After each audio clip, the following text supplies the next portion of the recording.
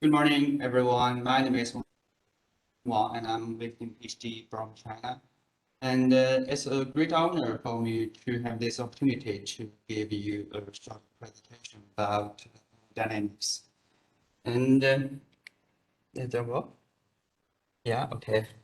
And peridynamics, it was proposed by Dr. Stewart sitting of Sandia Laboratory in 2000, and it is a new formulation of continuum mechanics that is oriented toward deformations with discontinuities, especially fractures. And peridynamics is a compound word which was made up the peri, which it means the surrounding, and the dynamics, as we know, it means force, right? And then the right picture is the Dr. Stewart sitting, the father of the peridynamics. And as we know, classical continuum mechanics have successfully been applied to simulate a variety of material types. And the theory of classical continuum mechanics is based on partial differential equations, namely PDEs, to compute the stress and the strains. And there are many numerical methods to, among most commonly numerical approaches are like, for example, finite element method and finite difference methods. But an important assumption of a continuous body is made in classical continuum mechanics, which is not always necessarily true. And besides, its governing equation faces a difficulty when there is any discontinuity in the structure, such as a crack, as we can see the broken glasses and the fracture ropes. Since the spatial partial derivatives in its governing equation are not defined for such a condition, right? So here are some peridynamic answers to some questions about how to model fracture. And the first is, why is fracture different from other kinds of deformation? And the peridynamic answer is, it isn't. And why are special molding techniques needed for fracture? And the peridynamic answer is, they aren't. But why does nearly everybody think they are? Because nearly everybody use partial differential equations. So what might work better? And the paradigm answer is, we need way better to use integral equations. And peridynamic theory is valid in the presence of discontinuous in any displacement field. And as we see, it's a plate with a central crack, right? And if we use the classical continuum mechanics, we notice that this part is which needs two spatial partial derivatives. It doesn't work. It doesn't work right in this place, because if we have a crack surface which is discontinuous, and it doesn't work. But if we use use peridynamics, and this part is an integral equation, so it is valid whether there is a discontinuity or not. So the peridynamic will work better when it comes to discontinuities like crack. And the original purpose of peridynamics is to model complex fracture patterns and crack growth. And besides, we want to make crack initiation and propagation can happen naturally, like this broken glasses and maybe the broken heart, right? And that is the bone-based peridynamics, and it means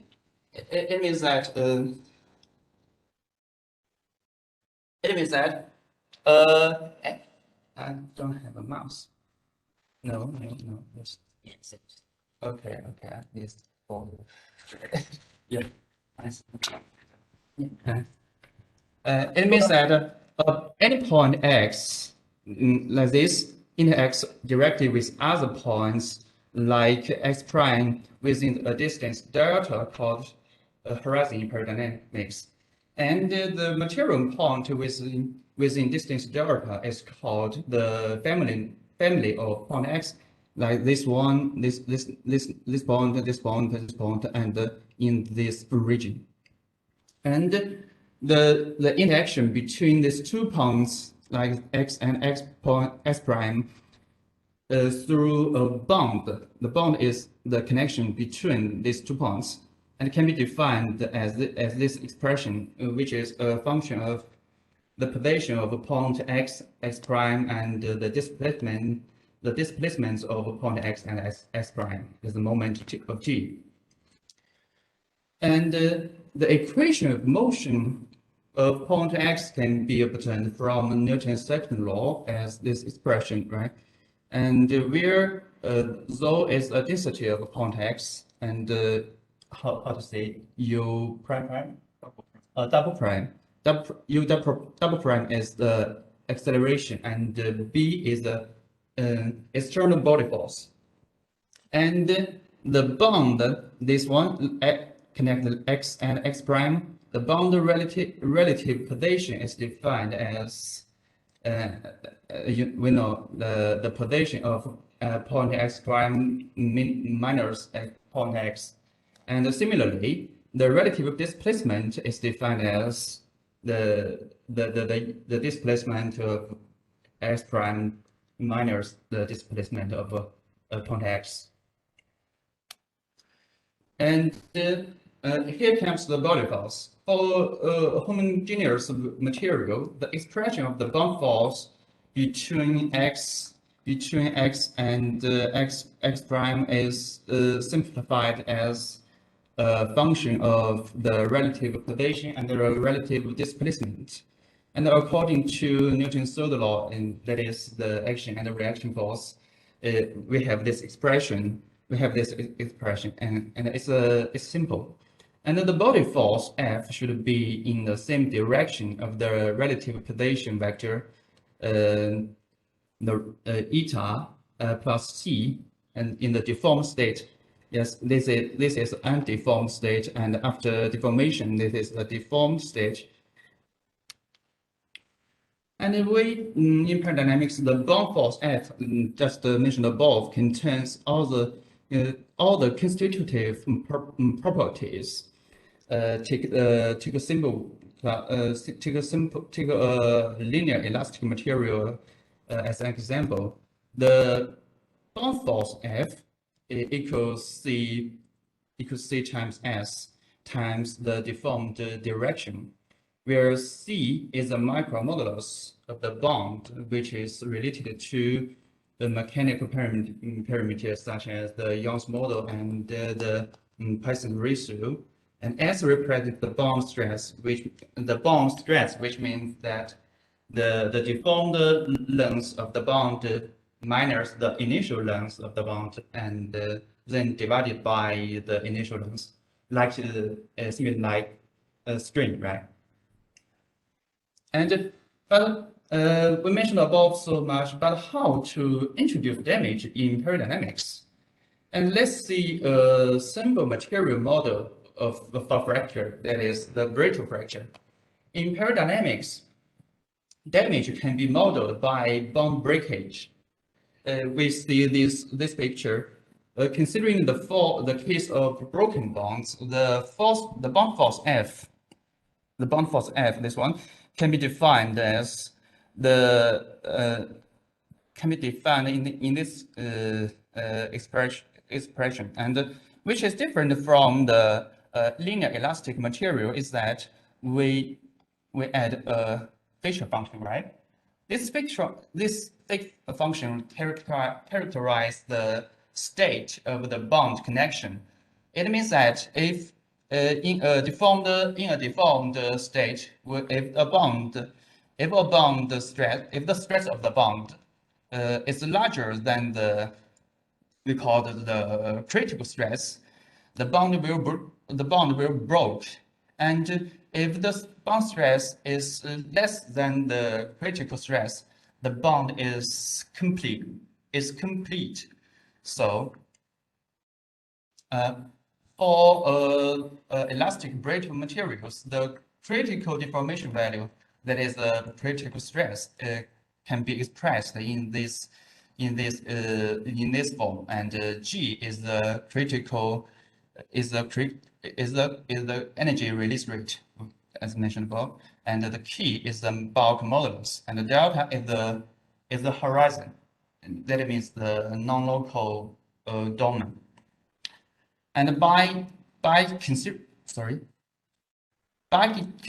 the bond breakage case, the non-local damage parameter of point X can be defined in this expression.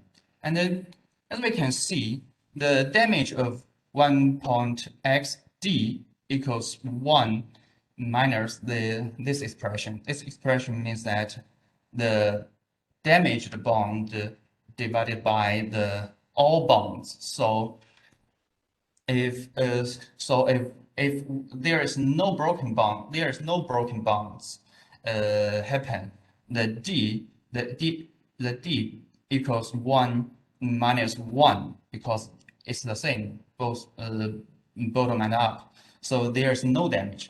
And similarly, if for example, if we have a point connected by 20 bonds, and if 10 of them are broken, so this ratio will be 0.5, and the point XD will equal to 1 minus 1.5, 0.5, and it equals 0.5. It means that the point X has some damage.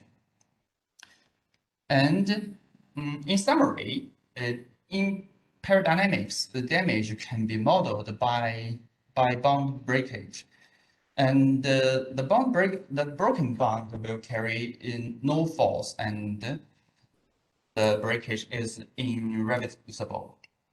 So in this approach, cracks do what they want.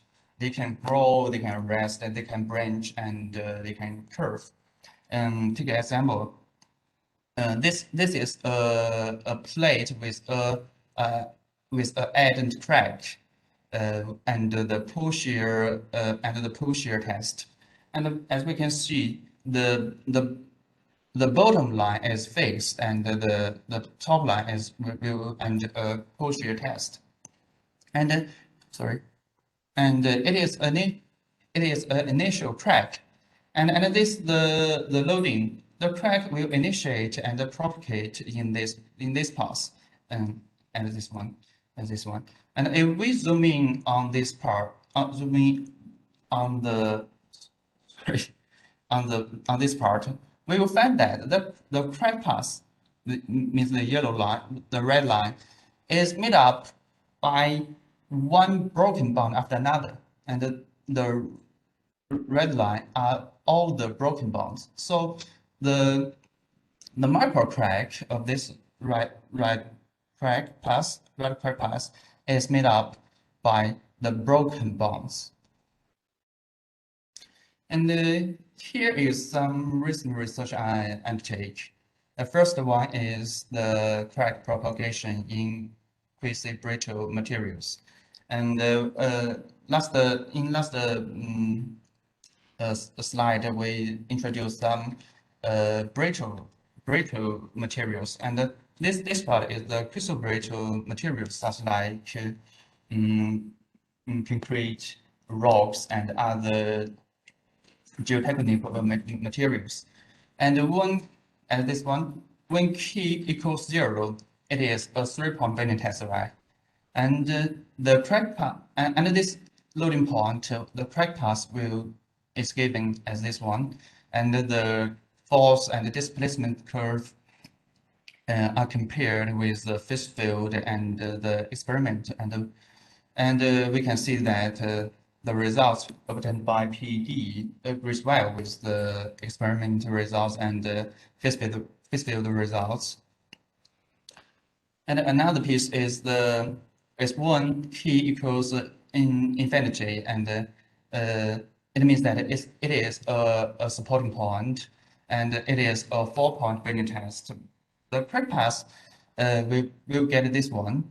We will get this one, and the force and the displacement curve are also compared with the phase field method and the experiment. And it also agrees well. And here are some interfacial crack propagation and the 4-point shear test. And the left is a rock specimen, and the right is a concrete specimen. And there is the green line is an interfacial crack, and the 4-point shear test, and this loading point, and it's a loading point. And the crack paths obtained by PD shows as the following: the step 1, step 2, step 3, and step 4. The experimental crack path is shown in this one, and the comparison of crack paths like this, and I think this is agree well with the experiment. And this is a subinterfacial crack propagation case and the 3-point Bayesian test, and I think it is a quite interesting one, because as we can see, we can modify the supporting position. We can get a different crack paths. The first one, as we can see, the crack first initiate and propagate in the left way, and in the central one, the crack first initiate and propagate to the interface, and then bunch into left and propagate in a straight line. And the third one is, if we modify the support position, we will get this case. It means that the initial crack will propagate in a straight line like this, and this is our experiment results, and this is the numerical results obtained by PD. And as for future work, what I'm interested in is the interaction. It is to further study the interaction between cracks and interfaces. As we can see, this is a picture about a normal crack or inclined crack which comes into approach or comes into contact a interface, and there are varieties of crack patterns. And it is normal or common in the composite materials or in the rock masses like this one. This is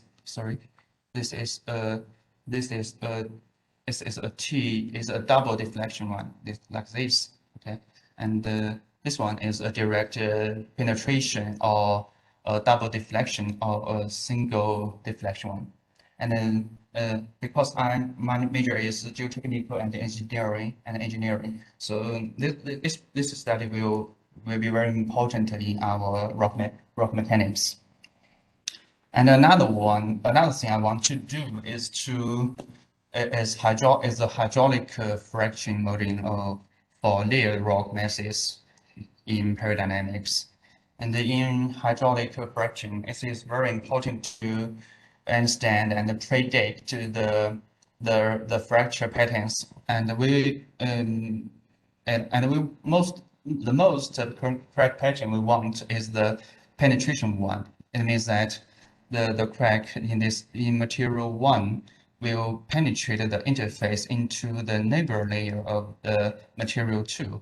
And it is very important in the well or the oil or gas well. So that's all about my presentation, and I just give everyone a short presentation about peridynamics to how to model fracture. Thank you very much.